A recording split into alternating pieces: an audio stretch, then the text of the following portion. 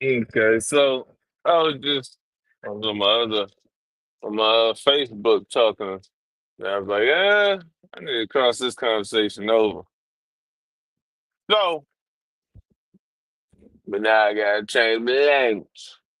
But so the main point of what I was saying was that there seems to be a beautiful, crazy thing that's allowed to happen with the media, where the media is allowed to create presentations and misinterpretations of the world.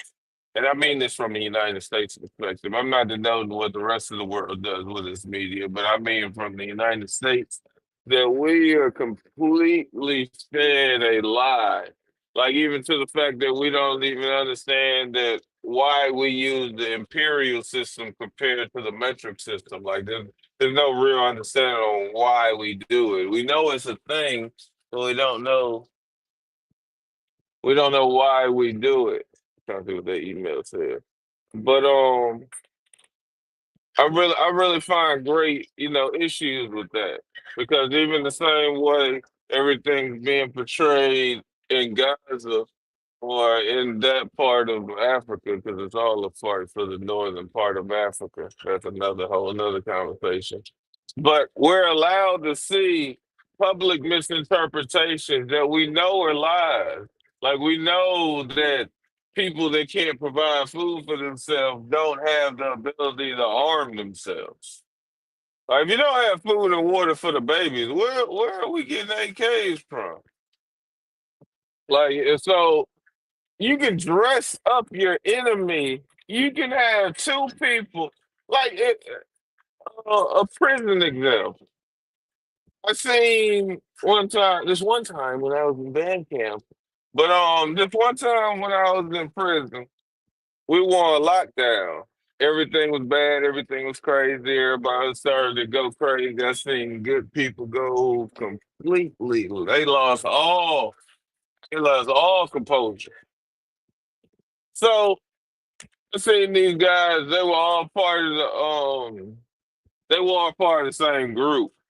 And they got word that this new dude was coming down the walk. He just came from a real yard, real yard, and he had all the contraband on him. So everybody was, trying to be his friend, trying to get an idea. And somehow, some way, they knew that he had this shit hid in his hygiene and everything. So it was a lot of evidence of talking too much was the big problem. But that's not my point. So everybody, like I said, somehow they already knew it was in his hygiene. So by the time he got to the yard, or by the time he got to the dorm, everybody just looking at him and whispering. I know what's going on, but I don't know what's going on. I ain't in the loop. I just have some inclination that, yeah, they about to do something to his ass. So I see two people that I know are cool with each other. They go to pushing, shoving. They square up on each other. They go into position on each other and everything. And as soon as in prison, you generally, because like we were in the open dorm, so there ain't no moving around like that and all that other stuff.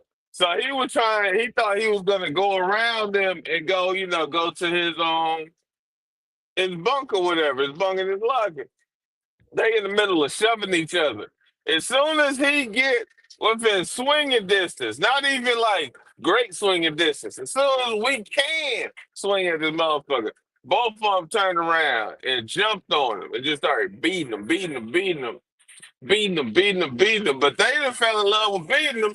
A whole another group that came and stole his Genie Canteen. They just shot the dorm, shot through another dorm, and they all kind of.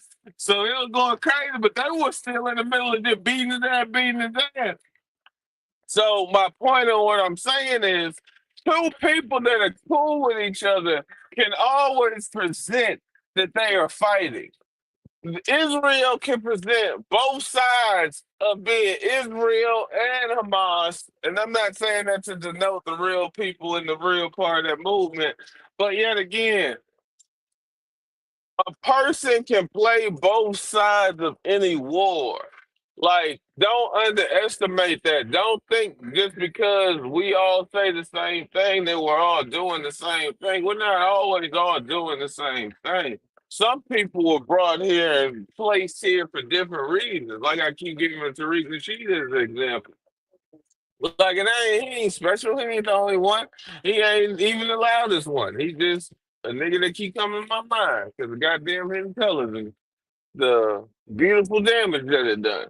But it's just a lot of it's just a lot. You know what I mean? It's like really when you really get into it, you have to understand that nothing that they show you is what they want to show you. You know what I mean? Like they're never gonna show you about the brother Lewis in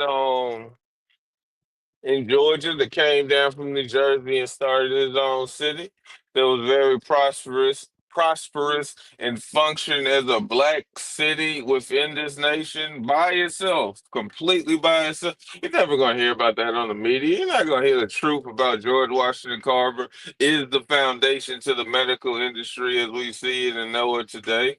You're never gonna hear that. They keep talking about peanut butter. And then they disrespect the fact of what they do with peanuts like peanut oil but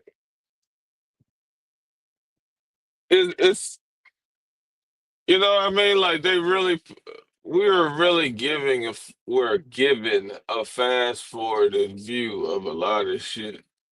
I probably ain't gonna speak that freely, but we're given a fast forwarded view of the world. And a lot of time, it's to a great detriment. Because even when, people are having great conversations, they don't realize that this already happened 15 times, 15 other places.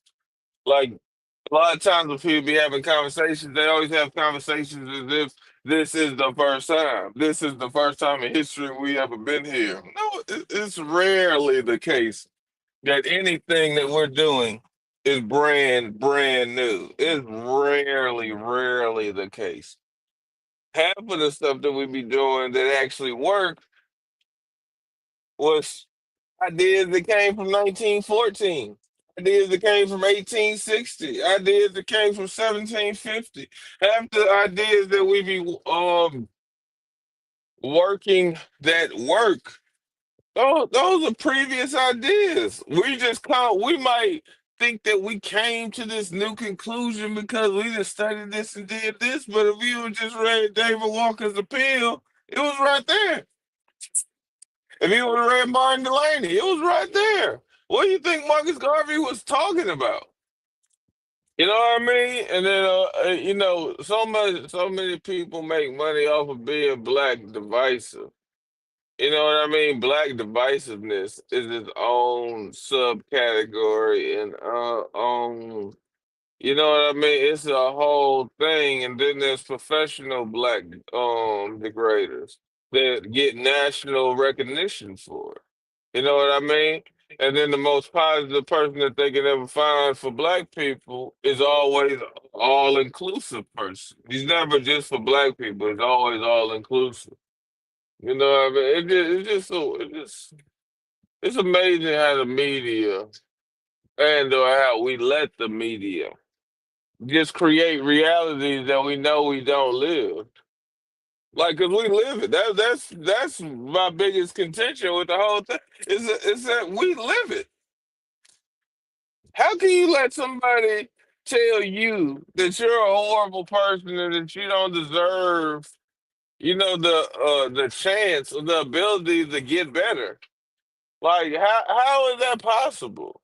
A 40-year-old white man can get off with emotional disturbance, but a 17 or 16-year-old black boy know exactly what he was doing. And the media present that shit to us every day. You got grown transgender people that are doing crazy stuff. A 13-year-old black boy gets angry at his school and spazzes out on his teacher. That's national recognition, and he damn near can get 10 years for that. Like, I'm just saying, like the media has created this model in people's head that as soon as you hear it, say it. As soon as you hear it, say it. Huh? You heard what the CBS told me? You heard what Fox told me? You heard what, like, nigga, you live 3 counties over. Yeah. Call your cousin. Let your homeboy know about it. I know all the people in the street know about it. People in the street know everything about everything. But yet again, we don't like to acknowledge that. We don't like to act like our people, people, I ain't gonna get too ghetto with it, but our people be knowing stuff. Like we keep underestimating that fact. Like it doesn't take a Harvard degree to sit beside a man that can epiphanate on some shit to change your life.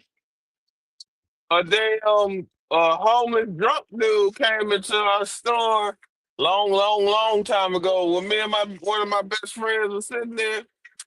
It was like we talk about it still to this day. I might hit him up in a little while and mess with him about it. And it was like God sent him. Like literally, God sent that drunk man into this store to walk up on my homeboy and challenge his whole shit. Like it was like, no real matter, drunk dude just coming up on you. Didn't I tell you weren't gonna be nothing? Look at you. I told you, you're gonna be sitting around talking and playing. I'm talking about we don't know this man or nothing. He just came in and just started giving it, just started, God damn. And my nigga never turned down since, because it was like, I don't know who sent that message, but I got you. I don't know who that message was for, but I got you. Like, it'd be certain things and certain moments that like you can't dress it up. And I want a beautiful black world. I want a lot of things. I want a lot of things. But I also understand the complexity of our people. I love dialectics. I don't really like it, but I love it because that's what it is. Like I'm not 100% a good person. Yet again, going back to my main point of my other video that I don't think crossed over into this one. But I'm not 100% good person. My point was like finding all these people online with all these things in their background that quote unquote make them look good. I want to hear about your flaws. I want to hear about your failures. I want to hear about your mistakes. I want to hear about the things that make you human. I don't want to hear about what you think makes you sound cool. I don't give a damn about what makes you sound cool. I care about the thing that makes you you. You know what I mean? Like I care about them cricket teeth on the bottom. Like, cause them cricket teeth on the bottom, that's you. And being 30, being under 60 with veneers is crazy. I just got to say that. Like, what? Like, there's nothing wrong with you. And then you turn around and say you believe in God. How you believe in God when you don't like what God did? You subconscious about how God made you. That doesn't even make sense. But yet again, we don't have people that speak like this. People don't say, "How can you love God but not love how God made you?" That thought alone should make you love yourself. That's how you were created out of 8 billion people. You were given this. Oh, yes. Why was I given this? No, you were giving that. I ain't no damn curse. But like I say, but at the end, these are people that say that they believe. That's why I say, like, I want to hear about a person's flaws. I don't want to hear about how magical you are and how many Rolls Royces and Bentleys and how many elite parties you've been. Like, oh, that sounds good, but that none of that makes you good. Your flaws is that which makes you better. Your flaws show you the worst part of something to get to the better part of something. You know what I'm saying? Everybody chasing the happiest moment in the world. Like the happiest moment in the world is getting there. Like everybody, but you got to go real high. You got to go real low to really understand what you're even chasing. You know what I mean? Like a lot of people are chasing something that really doesn't have what you think it has. You know what I mean? Like it really doesn't. It really doesn't. I really do. Like some of my most funnest relationships were my most irresponsible relationships. You know what I mean? Like neglected shit, lost all kind of stuff, ended up losing, even like it just went crazy. But those in memory were some of my best moments. Now my responsible relationships that made me become a better man, but those that doesn't come to my mind as like, oh yeah, you remember the first time I paid $3,000 to the state to make the state happy, to make her happy? No, that doesn't come to my mind. No. Well, we got blackout and we just ended up three states over. That's what I remember. I don't remember me being responsible. Like, yes, I paid the tax man and I paid the electricity bill and I was splendiferous that day. That's not, you know what I mean? Like, as I was saying, like, a lot of things become something that they're not. Like, and nobody, like, I'm not a proponent for making America better, and I'm not a proponent for living and dying and working. Like that should not be the highlights of life. Like you should definitely find joy in what you do. Like I like driving heavy equipment, but I don't like that shit. I'd rather either teach and or do construction. Although it's like I enjoyed it. I could do them for 16 hours straight, go to sleep 4 hours and wake up with the same engine and do it again for another 16. Those are the things that make me happy. Like what do you like what makes you happy? Like that's always been one of my biggest conversations is like really what makes you happy. Everything else just sounds good. Like you positioning and presenting yourself for all these people. They don't care. You know what I mean? Like they don't care. Another weird side note, just throw in a second.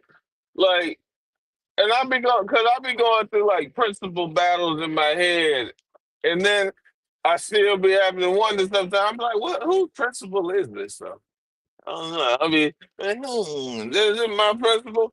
But so I got this little. I seen this woman. I seen her.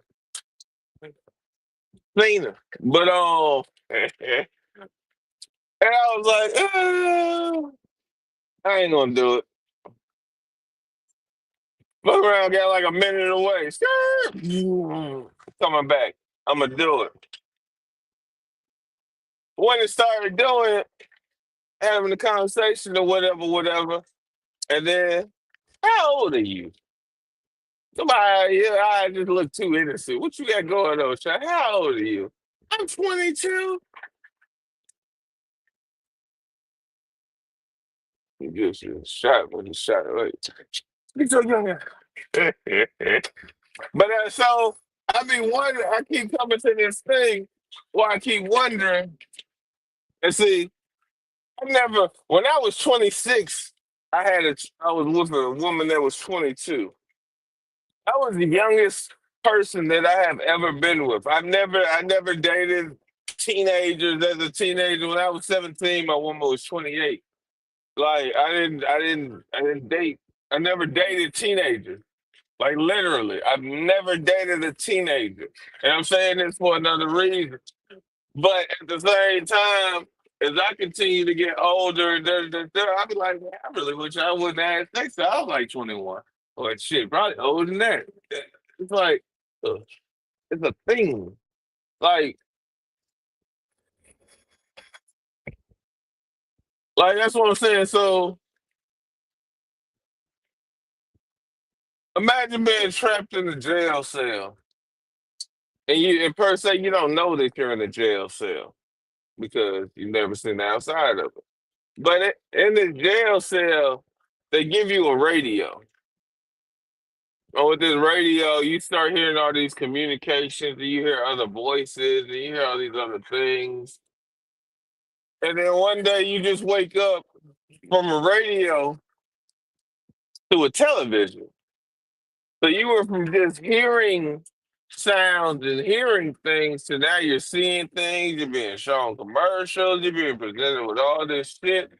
So now you start getting this fast forwarded view on things, whereas it used to be you have to used to listen to everything, critically think about it, and then apply those images that are created in your head into the world. Now images are being created for you. That that to me is like I'm comparing that to sex because at one point in time you just knew that you like girls and you wanted companionship from the other sex, we feel a type of way with each other. All that other little shit. But then you get thrown into this thing where huh, feelings, touches, smells, goddamn taste is a mother. Like it just, I think it fast forwards. I'm gonna leave that subject alone, but I think that really fast forwards thing, and it doesn't always seem like it helps us. That fast forward, it doesn't always seem to me the most positive and productive thing for us. Ah,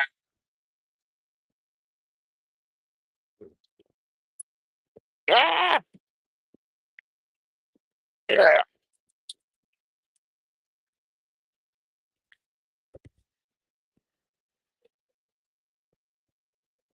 Woo. You don't mind me? I gotta look at something real quick.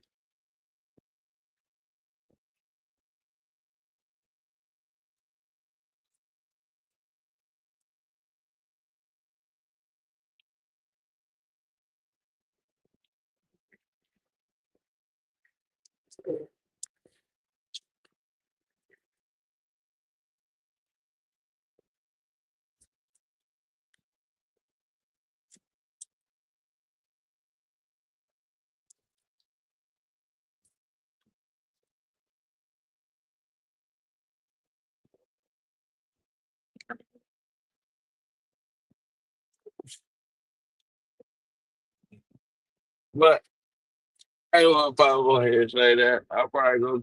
Well, yeah, I am good now. I'm trying to do some other stuff, so now I definitely got to see what it's talking about. But I'll be back at the cross platforms.